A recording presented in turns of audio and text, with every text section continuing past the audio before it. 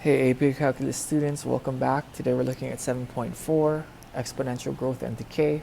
So the first thing we're going to talk about is separable differential equation. So if we have a differential equation, dy dx is equal to a function with a y multiplied by a function with a g of x, then what we can do is we can separate it. So how we get from this point to this point is just algebra, right? So we divide the f of y both sides. So we have 1 over fy with our dy, and we multiply by dx both sides so that our dx is with our gx. So one side is 1 over f of y dy, and the other side is g of x dx. And then we can do the integral of both sides to get our answers. So it says solve for y. Dy dx is equal to xy, quantity xy squared, and it's telling us that y is equal to 1 when x is equal to 1. Okay, so let's do a differentiable, or separate our differentiable equations. Before we do that though, let's distribute this to us. Not really quite distributing, but we're going to apply the squared onto our x and y. So we're going to have x squared, y squared. And then here, notice that if we look here, we have 1 over our function of y. So then, I mean, you could just fill it in at that point, but let's show the algebra here. So let's do times dx. So we can cancel the dx's, and then let's divide by y squared.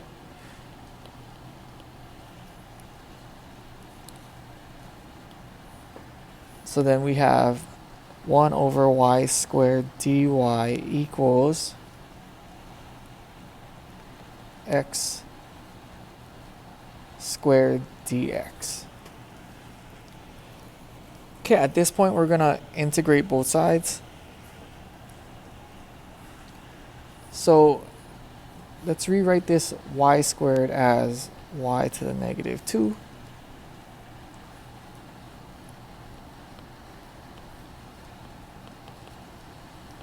Because that's going to help us use our power rule to integrate.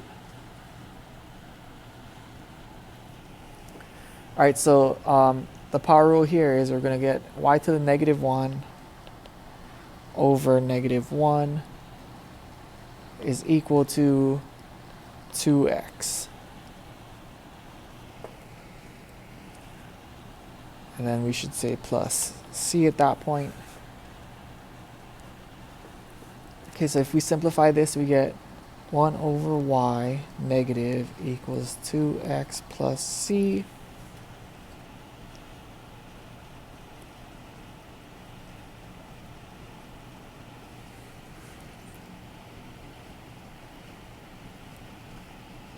So I want to put the plus c in there. I will leave it in there for now and see how it goes.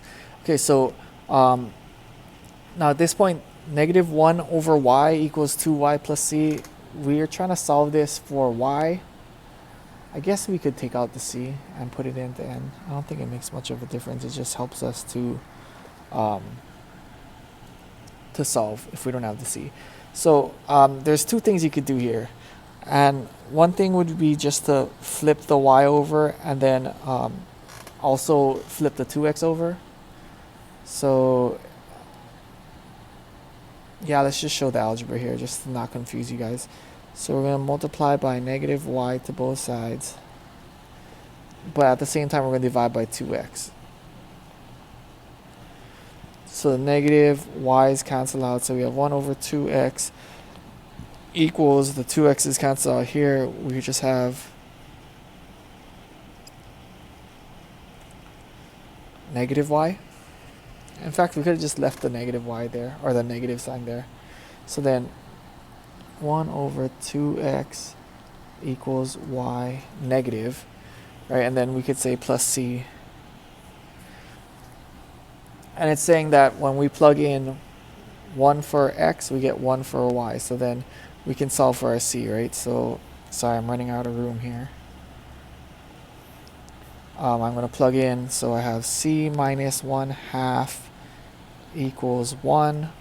So c equals, if we add 1/2 to both sides, then we get 3/2. So the the equation we're going to write out here is, where are we at? Using this one, y equals 3 halves minus 1 over 2x.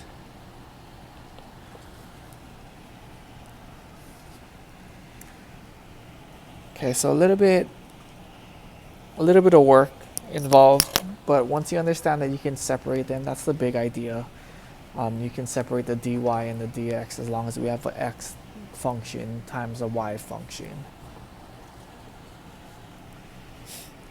Okay, so the next we're looking at is law of exponential change, and the condition is that dy dt is a constant times y, and it's saying that when we say y sub 0, that's going to represent the initial amount. So at times 0, what is the amount we're looking at? So the first problem we're doing is we're representing half-life, and the reason why we're doing it is because if we know the half-life equation, then we don't always have to go back to this original form here, because half-life is always the same, or the same formula. Okay, so for half-life, what it is anytime we have something radioactive that's decaying, it has a certain half-life. So like nuclear waste and stuff like that, the half-life of that is thousands of years, or if not more than that. That's why it's very dangerous, because if you have that kind of radioactive material, it stays around for a long time, a long time. So the thing with half-life is that we're going to represent the y with half of what we started off with, right? So y sub 0 is the initial amount. So the half-life means how long it takes to get half of the initial amount. So that's really the key to finding the half-life stuff.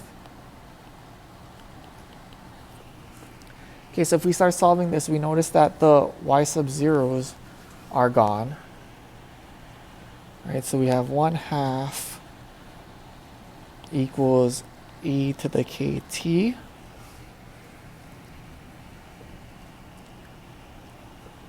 All right, so from here, we're going to take the ln of both sides, because we know that the ln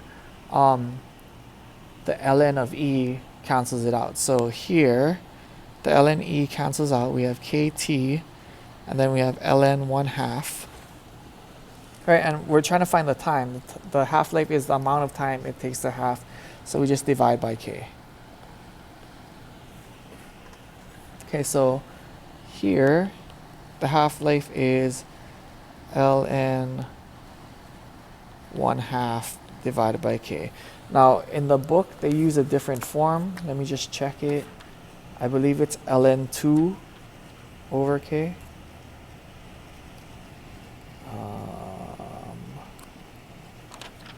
Where is it? ln 2 over k.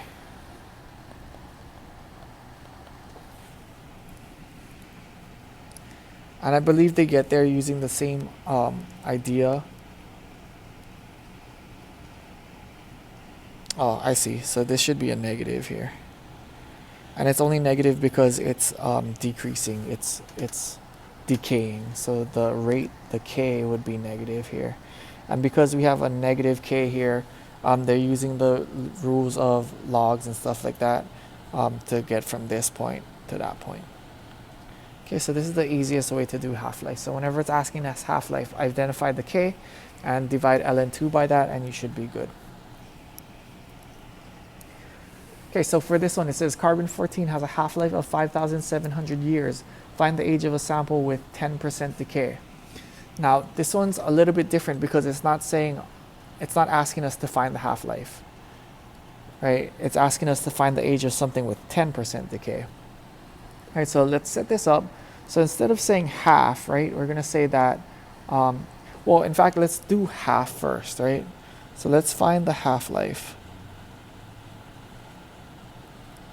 So we're going to say 1/2 y sub 0 equals y sub 0 e to the k times 5,700. So what we're trying to do is we're trying to identify what the k is, right?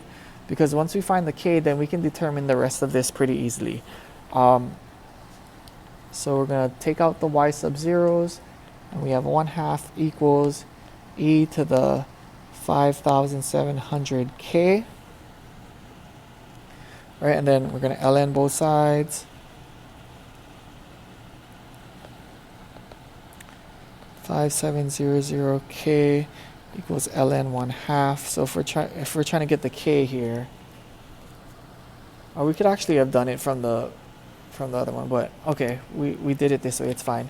We're going to divide by 5700.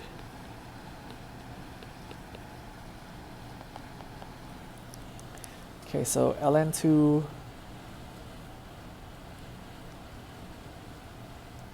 divided by 5700 is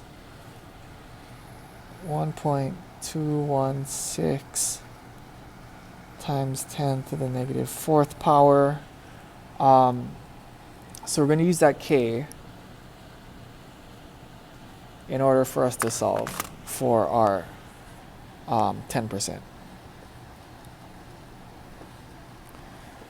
Okay, so once we get our k, we're going to put it back in here. Now, this part we're going to represent not as half, though, because we're now finding the 90, right? So there's 90% left of our initial amount. So that's our y.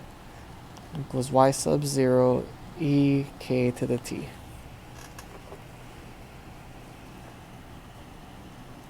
All right, so the y sub zeros are going to cancel. We have 0.90 equals e to the, we know what our k is, it's this, right? So 1.216 times 10 to the negative fourth t. We're going to ln both sides again. So ln 0.90 equals 1.216 times 10 to the negative fourth t.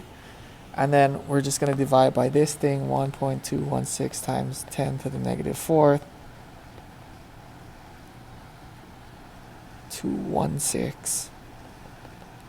And then I stored this in my calculator, so it's way easier to just pop it up again. So let's do ln 90, or 0.90, sorry, ln 0.90 divided by, and I'm going to just say a because that's where I stored it in.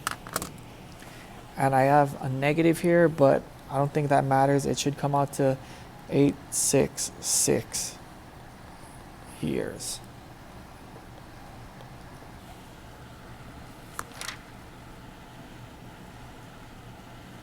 Yep, which is good. Okay, so the other way we could have done this is we could have just used the half-life thing already. So ln 2 over k equals t.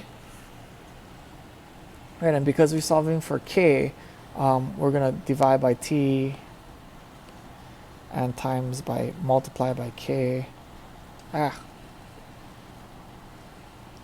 So that our k's cancel and our t's cancel. So we're looking at ln 2 over t is the same thing as k.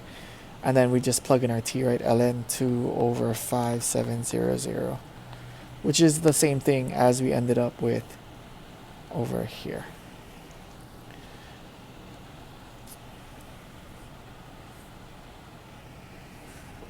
Okay, that's it for today. Just some practice on half-life stuff, because those of you who are going to do physics or chemistry or stuff like that, some type of science in the future, it may come up. And you may have an easier time figuring out half-life because you have the background in calculus. All right, good job.